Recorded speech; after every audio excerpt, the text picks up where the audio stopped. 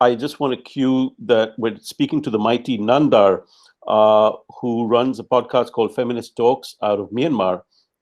We ran a story on her, is it a month ago, Alan? Yeah.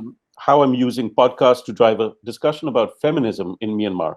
That's coming up tomorrow, Friday, September 11, 4 p.m. Singapore time. So please jump into that. And for now, dramatic pause. I mean, I don't know where to begin when it comes to introducing Rohin. Everyone knows Rohin as one of the co-founders of the Ken, which is our favorite go-to case study when it comes to subscription-based models across this region. Rohin has built a fantastic team that started out in Bangalore first and then sprawled all across Southeast Asia as of this year as part of their expansion. And all of that happened, the expansion happened just before COVID hit. So things have been a bit different for them. One of the things that they had to do was to give up their office lease, and now the entire team is working remotely. So we thought it'd be a great idea to have Rohin here to talk to us about what he's done in terms of operations and how they have been able to run their office, all across this region. Rohin, very proud to have you here, my friend. Oh, he's on audio. That's why. Is this bad? Can you hear me now? Yes, that's great. Yeah, sorry. That's Don't what play with alpha products. Does it comes inserts itself between play with beta products. Yeah. That's right. No beta instead. All right. Okay. All right. Thanks, Alan. Thanks, Rishad. Thanks, Shirley, for this. And you guys are far too kind. And I'm really thrilled because I think we've been connected to Splice since 2017 when you folks first wrote about us. So all of us have a very strong place in our heart for Splice. And we love, all of us love what you guys do in terms of selflessly building the community in Asia, because that's what really we're interested in as well. And we've got a tremendous set of learnings from various startups and media companies in the region that we've found through your newsletters, through your events, and through conversations. So really thrilled to present this. Slight change in topic. I mean, it's the same topic, but as we put together this slide deck, we realized what we were presenting was different. And it's really how we accidentally solved for work from home while deliberately trying to solve for culture. Those are pictures of our office. We had a beautiful, lovely office in Bangalore. We had offices in other cities as well. The last photo on the right is when we were shutting it down. Thanks a bunch, everyone, for joining in and for being on this call. I really appreciate it. I'm happy to take questions at the end of it. We're the Ken, and we no longer have an office. And this is something that actually makes us quite sad because we had a great office. Quick introduction to us. We were India's first subscribers-only journalism platform. We do business journalism. We pioneered business journalism subscription in India in 2016. We have over 25,000 active subscribers. And in March this year, we launched a separate Southeast Asia subscription. So now we're not just in India. We were an Indian company. Now we are an Asian business journalism platform. We love Asia. We love writing stories, reporting stories from Asia for Asia. That's really our oeuvre. With 36 people across 6 countries and 13 cities. That number was 6 countries and 9 cities till March. Now it's 13 cities because some of us have spread out and gone to newer cities. We deliberately write on just a few sectors. And this is an analysis of the stories that we typically do, like business, technology, startups, healthcare, and science. This is a split. This is not just me saying, but this is really how we categorize our stories. We love, as a subscription-based company, of course, we love our subscribers, but I think we perhaps love them a bit too much. We've hired many of our subscribers. For instance, Samir, one of our first subscribers, he wrote to us. He said he wanted to join our team. And well, we interviewed him, and he did join us, and he's been with us for like 2.5 years now. He's a subscriber retention manager. Then there's John, who was a subscriber, and he covered us at TechCrunch and was a subscriber. And John now edits our Southeast Asia product, and he's based out of Thailand. Hey, John. There's a bunch of other folks as well. Praveen, who's on the call, was a subscriber before he joined us as a head of products, engineering, and marketing. Manan, who's our product manager, was a subscriber. That's not all. Splice first covered us in 2017, and Alan was a subscriber. So, cough, Alan, cough, Rishad. But thanks a bunch, guys, for writing about us. I think the earliest coverage is what always you remember. And I think you folks really understood what we were trying to do, and you helped us break out. Anyhow, that's what the Ken is. Like all journalism organizations, we loved offices. Why I say all journalism organizations? Because we all are driven by collaboration. We are all driven by the newsroom culture, sitting next to each other, discussing things, debating things, hashing out, gossiping. We had offices in India. We had offices in Bangalore, Delhi, and Bombay. Bangalore was our own office. In Delhi and Bombay, we worked out of co-working spaces. We had great coffee machines. We had freshly roasted coffee. We had handmade tea, Nerf guns, vintage posters, cliche of startups or digital media startups, standing desks, tons of greenery, communal meals. But as of today, we no longer have any offices. And I literally mean as of today, because yesterday, 9th September, was the last day that we held on to our office. We had to actually give a 2 months notice. So today is the first day that technically we don't have any office, because as of yesterday, we still had a lease on it. Aside from offices, we also love great products, I think, which is another thing that connects us with the good folks at Splice, whether it's well-designed websites or Apple MacBooks, or any software product. And we've invested in this right from the beginning. While this may not generally be an exception outside of India, in India it's not the case. But so we've been on Apple, on Slack, on G Suite, right since almost from the time that we started, right? So we love these products, and there's no question about these products for us. We also have these really elaborate weekly all hands meetings, right? Which, like, we're a narrative driven journalism organization. So everything that we do tends to have a narrative. So our all hands decks tend to have a theme and a narrative, and they're really elaborate, and almost always they're, I would like to think they're interesting because I make many of them, but my teammates might differ. So while making this slide deck, I decided to use some of our all hands slide decks to explain what we went through. This was our slide deck from 13th March 2020, when it first hit us about how serious the pandemic was going to be for us. The slide was our actual slide. These were some of the slides that we actually spoke about.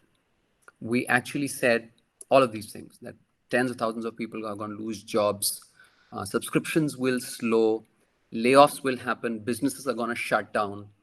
And at that point, we said that, look, everything else goes out the window, and we're going to focus on survival, right? We froze hiring. We said funding's going to dry up, startups are going to shut down. And we said, look, let's stay the course. He who fights and runs away lives to fight another day became he who lives to fight another day. He being a stand-in for she, or he, of course, or they. We also said that, look, we're well positioned. We don't need to. At that point, we had over 20,000 subscribers. We also had multiple subscription products. So we said, look, and our current runway back then was 1.5 years. We said, look, there is no need to panic. We can do this. That was us in March. And then, of course, a few months went by, and this was us in July. This is one of my colleagues, Omar, shutting down the office when we'd gone there, and we were essentially disposing of the stuff there. This was us saying that, look, this is a new era. We no longer are going to have any offices. This was also us in July, in that very same month, because in July, which is essentially we shut down in March, then April, May, June, and July, it didn't actually kill us. It actually made us stronger. We went from 20,000 subscribers to 25,000 subscribers. Quarter two of 2020 was our best quarter ever. And everything was up. Again, like I said, these are just screenshots from the slides that I already presented. I didn't edit them in any manner. Uh, it was good. It didn't kill us. I mean, I sound like Calvin's dad when I say that it actually built character for us. And I think I must thank Splice for this, because when we actually tried to figure out how did we solve for work from home, we realized that we hadn't really solved for work from home. Instead, what we've been trying to do over the years was try to solve for culture. And broadly, we have a few pillars, and these have iterated over the years. Transparency and openness, fun and camaraderie, it's very important for us, collaboration, a culture of feedback, independence and resilience. And I think the last one we joke about internally or not, a lot of people would say it's not mild, it's not healthy, but we do have more than a mild bit of paranoia and stress, and we're constantly curious and trying to figure out what comes next. We were actually solving for a lot of these over the years. So, with the benefit of hindsight, like I said, we never intended in March or even the years leading up to that to solve for work from home. This is, I think, what we ended up doing, right? We had all these organizational values that we had.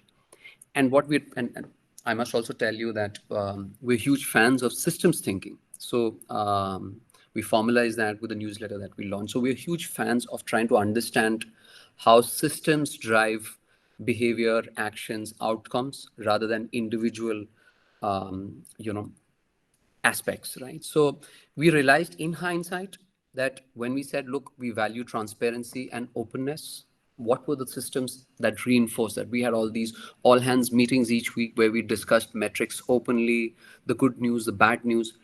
We had this very distinct Slack culture right from the beginning. I mean, it sounds trivial, but it isn't.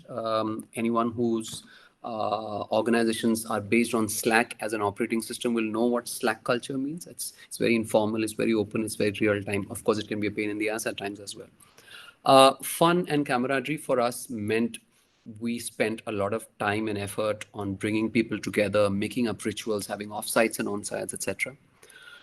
Collaboration being very important for us. That's where offices meant a lot for us, because you come together, sit, discuss, feed off each other. But of course, then Slack, G Suite, etc. also help. The culture of feedback was reinforced through training sessions, training programs, feedback systems. We have a very elaborate feedback system for our stories. They go through 2-3 rounds of extensive. Any of our writers will be able to say how our feedback systems are. A culture which is very accepting of criticism, which is very important when you're not face to face, because what happens when you're not face to face is it's easy to mistake somebody else's intentions when they're giving criticism. So this already existed for us, and we also dog fooded. Everyone at the Ken has a paid subscription to the Ken, so we kind of like live and breathe our own products as well. And then lastly, on independence and resilience, we've gone through 3-4 versions of our organization structure. Completely flat to 3 levels, 4 levels to something else, and now I'll talk about what we are right now. Right, we've never believed in hierarchies. Also, there are some things that we take as a given for everyone, which is everyone writes, right? Not just everyone in editorial, but everyone writes emails, everyone writes subscriber communications, etc. So there is this shared culture that exists within the Ken. And then, of course, like the last, I mean, from my point of view, the most important thing, which is our mild paranoia, our healthy stress, and constant curiosity, which also meant that within the Ken, we don't have any holy cows. We've launched products, we've killed products, and we're constantly looking at data to try and figure out what's working, what's not working. And everybody has the freedom to hypothesize and experiment. When something works, we double down on it. When something doesn't work, we don't mind slowing down or killing it. This is really what enabled us, right? And then when the pandemic came and we switched to work from home and we couldn't meet each other or feed off each other in person, what we realized, what the pandemic took away were essentially our off-sites, our on-sites, and our offices. But what it left were a bunch of these other things that we had, well, deliberately at an individual level been making, but we never knew how they added up to something larger than that. And that really is the beauty of systems, right? Like different parts come together and they feed off each other in a way that you don't realize. So once that happened, we realized what we needed to double down on. And these are the things that we double down on. We double down on our all hands meetings because those brought together everyone and made everyone understand how's the organization doing, how our team's doing, what's looking good, what's looking bad, etc. Slack connected together everyone, even when newer people who'd never met anyone else joined. Well, we doubled down on rituals. I'll talk about that. Our feedback systems and an acceptance of criticism held up because people knew even when I'm not seeing you, your feedback comes from a place of good intention. And of course, our org structure, we'd never formalized or anything as a young organization, but it evolved too. And I'll talk about how we hypothesized and experimented, right? So this is really, I mean, these 3 slides explain how we accidentally ended up enabling ourselves to work from home. Our Friday all hands meeting became a Friday all hands call. I don't know if Samir in that call is pointing a laser at the rest of us. It looks like he is, but it's the first time I'm noticing it. New rituals got made up. The daily morning all hands. So many of you will know about the concept of the daily stand-up, which is a scrum process where everyone gets together into a huddle and discusses what's going on. We converted that into a digital version, which is the daily morning. So every morning at 9:25 a.m., the entire organization across India and Southeast Asia get together on a Zoom call and we start the day together. And there's no work discussions there. And we host it by rotation and there is no specific theme to it. It can be what's your favorite childhood memory to, quizzes. We do a lot of quizzes. We've got a lot of quizzers in our ranks. This, for instance, is from today's call, which was hosted by Jam. And like the theme was, if you had to relive an age of your life, which one would you choose? And you couldn't change anything. The winner was, of course, like childhood. For a lot of us, it was like childhood. This is from a quiz on India. What was set up? What was replaced? I had no clue. I didn't get the answer. The lion was replaced by a tiger. Fine. Animal. There are, of course, journalism quizzes. Who's the first and only Nobel Prize winner for a work of journalism? Does anyone know this?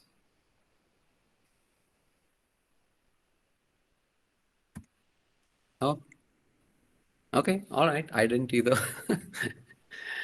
All right. Then we also have, even on Friday evenings, we used to go out for happy hours and drinks. And of course, we can't do that any longer. So we converted them into online Friday happy hour calls, where we play Jackbox games. And of course, we have drinks and we have fun. But it's not just about rituals. I mean, rituals are important because rituals connect together everyone without a purpose. I think one of the things that you have to watch out for in the work from home era is that a lot of collaboration becomes very purpose driven. It's organized around a specific outcome or a meeting or a presentation deck or a story, etc. Rituals help break that because it cuts across teams and it does away with purposes and it says, hey, let's all just connect because it's important to connect and let's just have fun. So we have a lot of rituals, but it's not just about rituals as well. We do realize that this new era is one of actual physical danger and safety as well. So we last year we started offering company-sponsored flu vaccinations to everyone. We continued that this year because we know there's a flu season coming this year as well. We created allowances so everyone could get ergonomic desks and chairs at home. We've added COVID-19 insurance to our group policies so that if someone catches COVID-19, they're essentially covered. from an economic point of view. We also strengthened our HR processes and systems. Um, Early this year in Q1, we put up quarterly performance. We had a very rigorous quarterly performance evaluation system. We put it on hold, saying that, look, if everything is up in the air and as an organization we don't know what comes next, there is no point of trying to expect that individuals will know that. We said, let's just put a hold on it, right? We are all trying to figure this out. Within the organization, there are self-help groups that formed to help people form together and how to deal with stress and anxiety. We also said that, look, we need to back off from more control and more management. Like, one of the tendencies as organizations move from a physical, office to a work from home setup is to over control and say, what are you doing? Status updates, checks, more management. We said we're going to go the other direction. We said we're not going to micromanage people, and instead we're going to treat people like adults. So actually, this year, I mean, like last month, we've now decided that we're no longer going to have direct managers in the organization. Instead, we're now optimizing around what intrinsically motivates everyone. We're optimizing around mentoring, around peers, and around feedback, right? And how do we essentially help everyone become the best version of what they want to be by through a process of feedback and largely peer and mentor driven development. We also completely revamped our hiring checklists and processes, and we created a completely online onboarding process, because now, once we did this, we were like, look, we don't know how this changes, when this changes, so let's just assume by default that whatever we're going to do must work when it's entirely online. We're completely changing the way we work. I mean, this is, of course, it puts it in a nice MBA-ish slide, so great colleagues. So essentially, no supervisors or managers, but people who like doing great work join us. We put them into positions where they can do more great work, and we give them feedback on how to become better, and we give them access to the resources that help them become better. And over time, as those people become better, they refer more people, and this creates this virtuous loop. Once again, coming back to systems thinking, that hopefully helps us become more resilient as an organization and find people who are more comfortable with the way we work, right? So there's that sync that exists between the organization's culture and the individual's own desires. We also tend to over communicate. And I think this is another one of those things where we, like all of us as the founders, whether it's me, whether it's Seema, whether it's Praveen who heads BEM, we tend to assume it's all right to over communicate than under communicate, because in a remote setup, it's easy for people to assume what's not specified. So it's always better to over specify and over communicate so that people don't have to assume things. Yes, because it removes doubt and ambiguity. So there are, like I said, there are no holy cows. When our metrics fell, when subscriptions are down, when a colleague leaves, there's nothing. We explain how things are, and we're happy discussing, the learnings from that. Of course, while still having fun, this is, so we have a very lively Slack culture and a GIF culture and a meme culture within. This on the right, the person without hair is Ranjan, who recently shaved off his hair. He heads our desk and is based out of Delhi. And on Slack, he said, when someone asked him why he had done that, he said, life's been fairly stagnant and I needed some momentum to make a bunch of lifestyle changes. And before you knew it, well, at least I'm the culprit here. We made memes taking that and saying, this is what happens. And that's Praveen on the left when we had gone on our offsite last year. We lost our offices. We loved our offices. They were an integral part of our culture. Some photos of our offices. We loved having birthdays there. We had cake, everyone's birthday, with zany messages that were personalized for them. Well, our offices also served as a home base to discover places to eat and drink a lot. A lot. Again, happy hours on Fridays after work. We had this thing called One for the Road, where we'd be like Friday evening, hey guys, who's coming for One for the Road? Our offices were also great for us to collaborate and have company wide discussions. I mean, these are things that aren't easy to replicate. And when things get better, and if and when they get better, we'd love to have these back. We also used our offices for offsites and on-sites. Every year we had these, right? So this is like 2016 and 2017. This was us in Jan 2020 when all of our Southeast Asia colleagues came to Bangalore, and we had like a blast over a week in Bangalore. Offsites in Goa, this was 2018, and this was last year in Thailand in 2019. I'm just using this to make the point that we're not natively work from home lovers, right? We love being with each other. We feed off each other's energy. We love going out. So all of this is stuff that we miss. We miss our offices. But when we lost our offices, what we gained was resilience, which is now, I think, an integral part of our culture. In March, when we left our offices, we'd said that, hey, let's experiment with work from home. Let's do 2 days work from home the next week. Well, that was the last time we came. We haven't gone back to our office since. In the same month, we also launched the Ken Southeast Asia. In March, we also launched our first daily newsletter called Beyond the First Order, which was based on systems thinking and the impact of COVID. In July, we took it behind a paywall. Our entire newsroom now collaborates online, from ideation to reporting to editing to publishing. Everything happens online.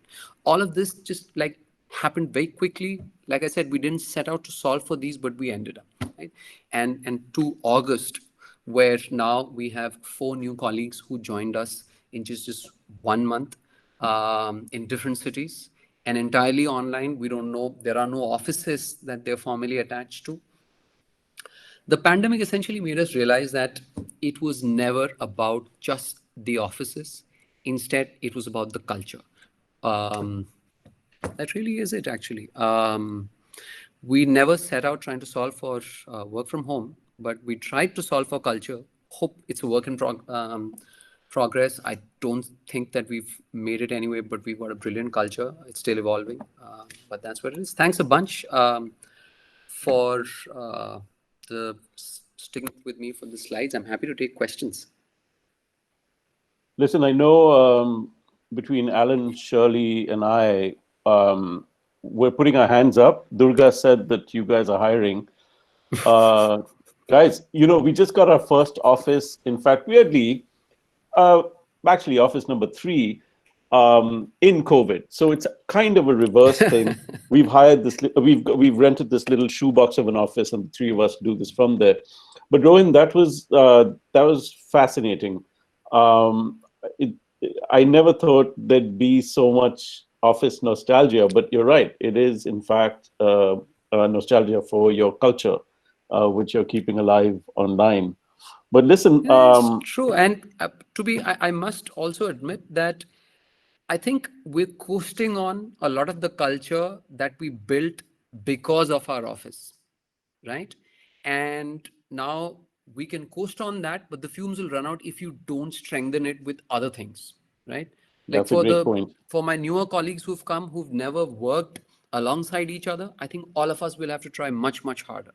Right? So I hope at least by 2021, we can get back to offices before the fumes run out. But I think we're going to work very hard to keep things going till then. I don't know that you're in any danger of that. But listen, Hannah, you had a question. Please unmute. And in fact, you had 2 questions. Jump in and ask. Hello, Rohin. I have serious office envy, office culture envy. I've not heard about such a fun office for a really long time. My fun experience was when I was back at Yahoo, and even then, yours is pales in comparison to what you guys are doing. So that's really amazing.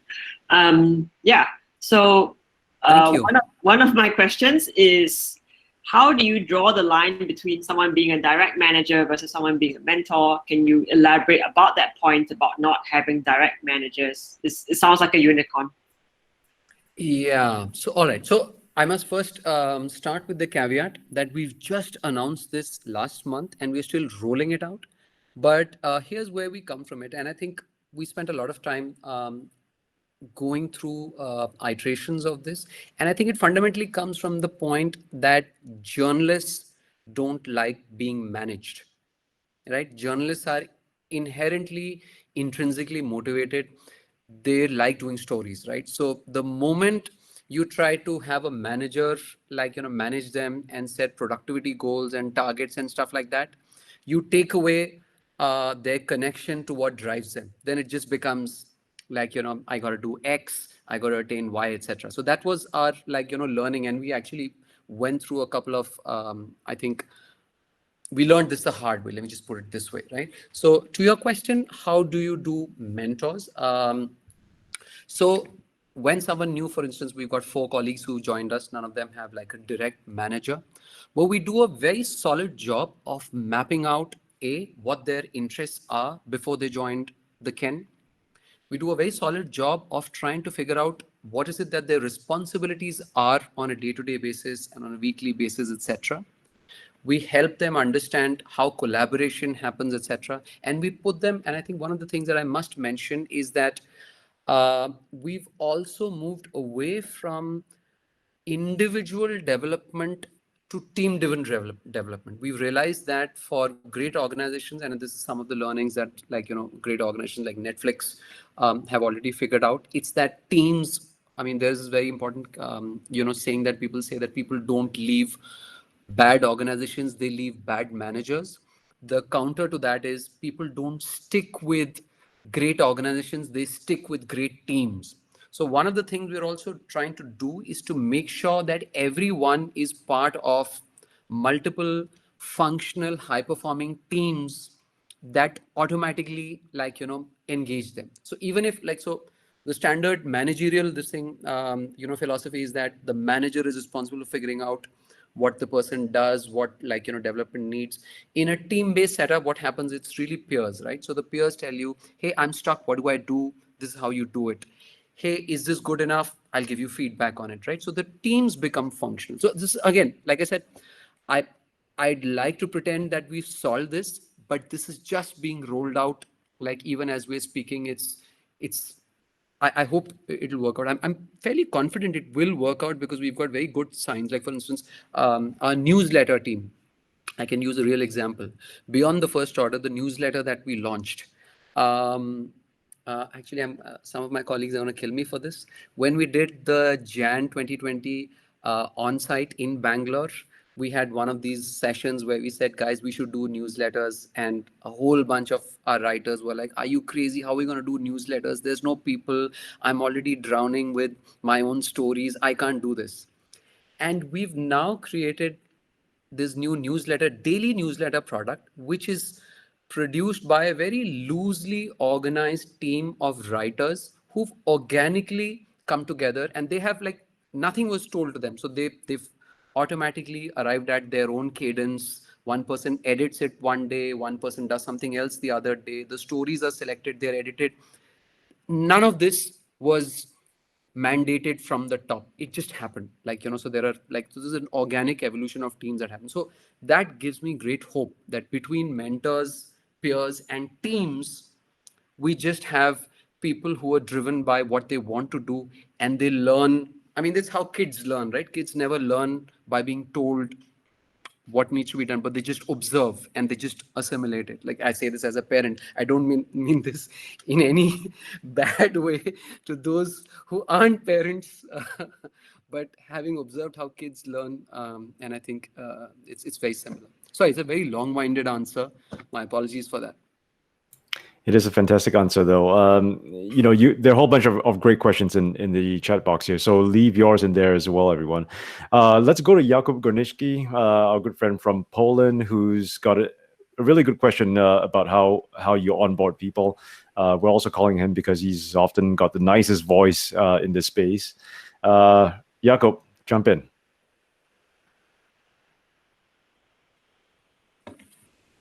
Maybe he's left.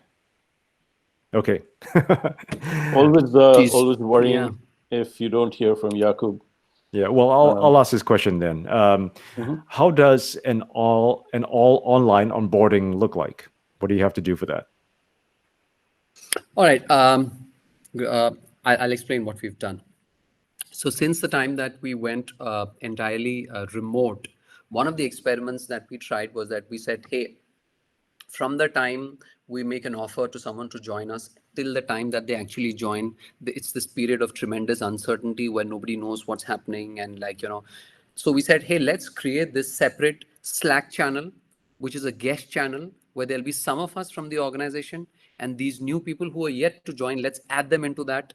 And let's give them a sense of how it operates for us. So for instance, our head of HR, Sanjay, joined through this method, right? So we pre-slacked him and like a few other folks before they actually got slacked, right? And then once they actually joined, so now we've got this very nailed down first week schedule where like the first day we take them, like anyone who's joining gets like meets with different people online. This is the history of the Ken. This is the culture of the Ken. These are like, our current metrics. This is what we explain to them, like, how we operate, what our ethics are, what our values are. And then there is like this rotational, sessions that happens over the days where they meet different people from the organization and they're told, what does this do? What does this do? So they essentially get a full picture of like, we're a small team, but we are also a very diverse team. There's products, there's engineering, there's marketing, there's editorial, there's newsletters, there's a desk, all of that. So by the end of the first week, what happens is, people have a fairly good idea of what happens. And then of course, Sanjay has these sessions, who's our like HR leader. He has these sessions where he then follows up and like he talks to people in the first week like multiple times a day, the second week saying, how are things going, what was not clear, what was unclear. So it's never, technology alone is never the answer. You have to back it up with phone calls and human to human interaction as well, right? And like I think all of us, like Seema, the editor, me, like I said, we're very paranoid about how onboarding could go wrong in this setup. So all of us also then call up, like, so perhaps too many calls are happening saying, hey, how are things going? Is everything clear? Do you want to discuss story ideas? It's just that, because I think when you're new to an organization, you're very wary about maybe asking too many questions, because no matter how much someone tells you it's okay to ask questions, it's okay to ask dumb questions, people are just wary, right? Like, so you have to break that by just like, coming from the other side and saying, hey, it's all right. Like, what do you want to talk about? I've got time. Yeah, that's what. And then I think beyond the first week, there's like lesser frequency, week 2, week 3, week 4, checks that happen. And then, of course, if you're attached to teams, and then there are mentors. What will the mentor do? Who are your peers? Who are the team you're working with, right? And then those, hopefully, they take over, right? And then it's no longer about somebody needs to reach out to me and tell me what to do. Instead, I'm with a set of folks who know what needs to be done. I can just reach out to them. I'm working with them. I'm having fun with them. And like, it's immersive onboarding, I think. Mr. Gornichki, welcome back. We did call this out to you. We had a vicious rumor going that you had a really good voice, but we apologized in advance for the eyes, which are a little crazy. That's me. That's me. I also miss you, Rishad. I miss Why you, did you buddy. pull me out? I know. Shirley, stop kicking Yakub out. Listen, I would like June Ian. You had a cool question. Please jump in. You were talking about individuals and family-like culture stuff. Oh yeah. Hey, is this working? Hey, June. Sorry. Yes, sir. So my question was actually, and this is really informed by my experience in previous newsrooms with great cultures. The thing is, it's really time consuming, right? You end up spending a ton of time in the office, and that time can be pleasant, but you end up not having a bunch of time to spend with your actual family or friends. And I'm just wondering if you have any thoughts on how you might balance that. Sure. Yeah. So I agree with you, right? So one of the things that we believe in is that no one ever should be forced to be part of office, like, post work life, right? So we've never had that thing. Like, let's take, I mean, I and a bunch of colleagues, we used to leave office by around 5:30, actually not 5:30, 5:30 or 6, because it used to take us an hour and a half to get back home, right, on the commute. Now, while you would assume that we were spending more time in office when we had offices, the reality is sadly that we are actually spending more time at work in our homes. So there's a curious inversion of that culture that's happened, which is actually bad. So I would argue that we actually had a healthier work-life culture back when we had physical offices than now, because now there are no boundaries, right? Like our morning calls start at 9:25, 9:30, and then for some of us, we don't know when to kind of switch off. So honestly, it's a real problem. The only thing that we do is that we don't insist, like, even though we call it all hands, not everybody attends. So our attendance is maybe what, 40%, 50% on most days for the morning calls. For the weekly calls, it's usually about 90 to 100%, right? Because it's once a week and we discuss a lot of important things. So I think by giving people the option to not attend meetings, that's one. The second is something newer, and this is something that I think we're trying to inculcate within the organization, which is don't call for a meeting if you don't need a meeting, right? Instead, write a document, put your thoughts down, post it on Slack, send it on email, and ask for feedback on that. Because what a meeting does is it just destroys, the time of every single person who's attending it without, and usually I'm the one who destroys most meetings, because people will invite me for a meeting and then I sidetrack that meeting with feedback. So people are actually wary of inviting me for feedback meetings, and perhaps that's a good thing, because I'm scaring people into not organizing meetings on, a lark. But there is such a thing as meeting burnout as well. I, for once, have now, since 2 weeks ago, I told my entire organization, look, guys, I'm happy taking meetings on Monday. So Mondays, my calendars are booked from 9:30 to almost like 5:30. But Tuesday, Wednesday, Thursday, I will not take meetings. I will reject meetings if you send me meeting requests, right? Because I want to do some work. I'm still unsuccessful at that. I still have meetings. Praveen is guilty. He's dragged me into meetings since I set that rule up. Fridays, I'll do some meetings, right? So I think this is that concept of maker hours and manager hours, where you need to set apart days of the week. It's called chunking. I've unsuccessfully tried to do that, where you chunk specific days for just deep work and say, those days I will not take any meetings at all. And I think your colleagues have to be cool enough to see that not as an insult, but just as, you wanting your time to do the work that you want to do, even if it means spending time with your family. I mean, people have to respect that. I think that's a work in progress. We're moving towards that. But hopefully, when I say that, people will feel it's cool for them also to say that. I know we're coming up to the top of the hour here. So I just want to open this up to anyone who's got questions. This is a good time to unmute yourself and just jump in, but not all at once, I hope. Ready, set, go. Unmute. Yeah. Let's do it. Yeah. And especially the introverts. Come on. That's right. Oh, Nadine. Nadine's just jumped in.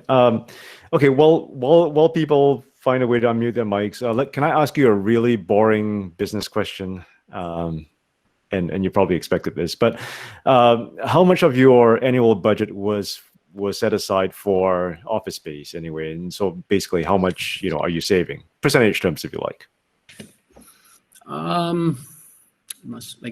To be honest, I mean, you stumped me, because it's like one of those things, right? You never set out, thinking that, hey, I got to allocate my budget for an office, because it's taken for granted.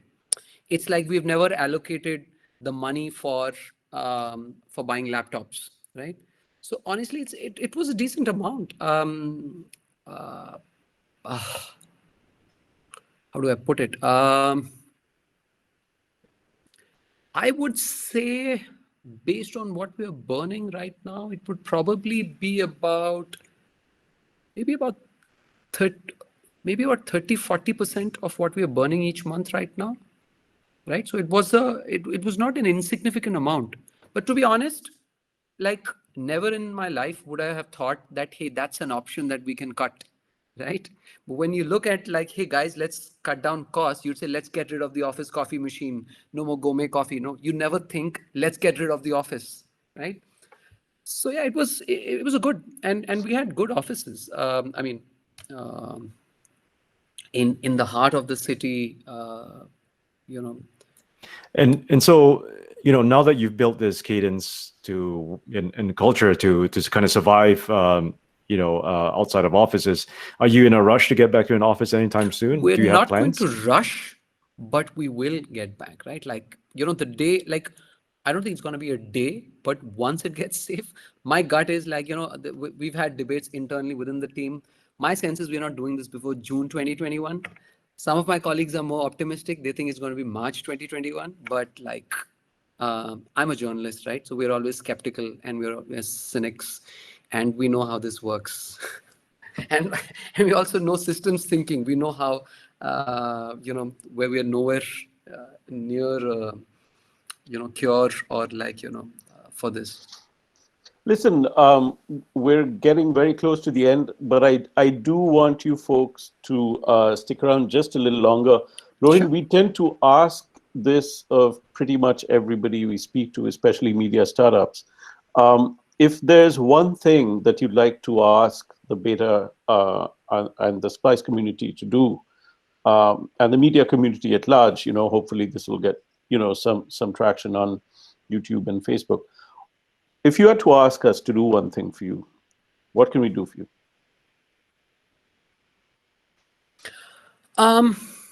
Not for me, but I think I mean the Ken. for the the Ken at large. Ken, I mean, for the Ken, and I think for the wider this thing, because I think for those of us in Asia, I think the single biggest thing that we're always dealing with is what is the value of journalism, and therefore, and from that, what is the value of journalists to society, right? And I think, it just saddens all of us that more and more, like, people across countries in Asia are unclear about what value journalists add, right? Because I think the value of journalism is slightly more abstract, because I think the value of journalists to society is something like and it's tremendously worrying, right? It exists across countries, it exists across journalism genres. So what's the solution to making people realize like the worth of journalists in their midst, right? Like, it just sounds cliched, but like we face it, and like I'm sure all of us in various forms face it. Like, it exists, of course, in like Western markets as well, in the US, of course, etc. But that's the only thing. I mean, as a collective, as a community, that's what we need to, I think, make people realize. Fantastic. Listen, I do want to wrap this up, but I do know that Alan and Shirley and I have had this little thing, and we think that the best way to help a spectacular organization like yours is to help with subs. So listen, we've made an executive decision. You have the entire 100% of Splice here. For those of you who don't have a subscription to the Ken, which would be surprising, Splice will buy 5 subscriptions to the Ken for the first 5 people who email beta@splicemedia.com. We're buying an annual subscription. We're popping in the link right here. Hey, 5 more. Come on. Let's do this. Please jump in. Please subscribe to these guys. This is truly money well spent. Attention. Hey, we'll well match spent. it. We'll match it. How awesome is that? Operators are standing by. I know, exactly. Yeah, hey, really excited about this. And I think we should wrap. Alan, what do you think? I think so. The first two emails have come in already. So, Oh, no way. I think we have our work cut out for us tonight. Nice. But yes, they keep coming. All right, And by we the might way, just have to do more than 5 then. They do have a gift subscription button that works really well. Trust me, I've actually had long conversations with Praveen about their entire user flow. So trust me, this is fantastic. Wonderful. Okay, well, let's wrap this up for this evening. It's been a wonderful chat. Thank you, Rohin. This has been the best recruitment drive I've ever seen come out of a media startup. That link to all the jobs that are available is in the chat box. So, this is wonderful. Thank you so much for sharing this. I have not come across a media company that's made the most of COVID the way you have. So kudos to you, and to your wonderful team who's all here, which says a lot as well about how they look at you and how and how much respect they have for the work. Or they're just like here for the bloopers. I'm sure it'll be on Slack by the time I get back. There'll be we'll send the GIFs of you. I love Christine's comment, by the way. She's saying, I've been involved in change management processes. They take time and can be tedious. You've managed to recruit 4 new people, roll out a new product, switch from an office to working remotely while tackling COVID-19. Amazing. That is actually quite amazing. We all have a little Ken envy here tonight. But also lots of Ken love. Don't jinx us, guys. It's work in progress. I know. It's wonderful. Seriously, lots of love. This is amazing.